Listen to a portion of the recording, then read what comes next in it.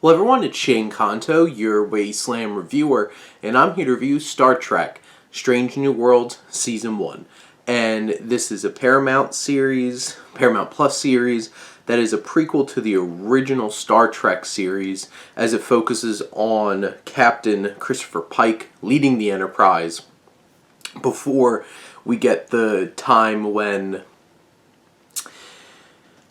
you have Captain Kirk taking over the Enterprise and his journeys through the original Star Trek series, and this finds Anson playing Pike in this series, and you have Ethan Peck as Spock, and a whole band of other actors popping up here as the crew throughout the series, including Rebecca Romijn, who is number one, Una Chumriley, and there's people that pop up from the original series, like you have Yohara, played by Celia Rose Gooding. You do actually see Kirk popping up in the series a couple of times, and this is, you find Pike in a very down place. He never wants to do this again. If like the first episode of this feels pretty heavy, and you're just like, this is kind of dark.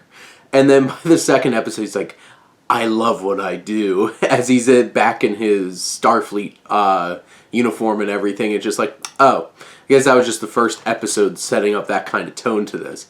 What's interesting about this is this series, it gets really silly. It does have serious moments. It does go for some emotional moments as well in terms of the fates of some of the characters and their interactions, but what I appreciate is each episode feels fresh and unique compared to the last one. It's always shaking things up. There's a whole entire episode where they basically are cosplaying, and like it feels like some kind of like space medieval soap opera that they're all playing in. Due to one of their interactions with some kind of being that's causing all of that. And, you know, it's that kind of thing where it's like the alien of the week, or the, this new group of beings that they meet from another planet.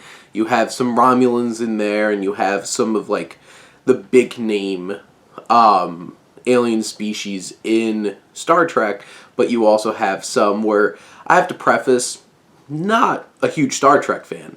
Honestly, I've only really watched the J.J. Abrams films, sporadically a couple of them from the original era. So I've seen Star Trek the motion picture, I've seen Wrath of Khan, and I've seen these new series popping up, so like Strange New Worlds, Lower Decks, and the other animated one where I'm just blanking on the name of it. I really like that series. It just, you could tell Paramount Plus is like, well, we got Star Trek, we're going to make as much as possible. And you're in for a ride. I haven't watched Discovery, and I've only dabbled in Picard at this point, but this feels like it's a cool thing going from episode to episode, seeing these new interactions, new situations they get put in. There is some action-y elements. There are some political kinds of elements. You actually have to negotiate with people. And I do think it captures some of that feel of the original Star Trek, where it's just like, it's more of like heady science fiction.